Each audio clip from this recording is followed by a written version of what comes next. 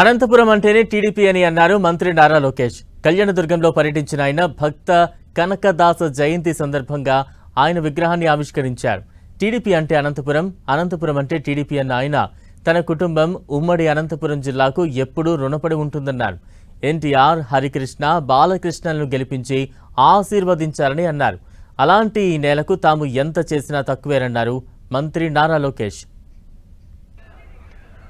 ఉమ్మడి అనంతపూర్ జిల్లాకి మా కుటుంబం చాలా రుణపడి ఉంటుంది. విశ్వవిఖ్యాత నట సార్వభౌమ స్వర్గశ్రీ నందమూరి తారక రామారావు గారిని 3 సార్లు గెలిపించి శాసనసభకు పంపించింది అనంతపురం జిల్లా.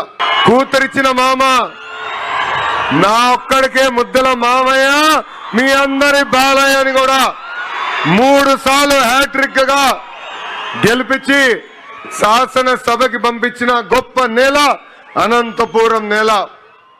ఈ నేలకి మేము ఎంత చేసినా తక్కువే. మా జీవితాంతం మీకు రుణపడి ఉంటామని ఈ సభాముఖంగా మీ లోకేష్ మీకు హామీ ఇస్తున్నారు.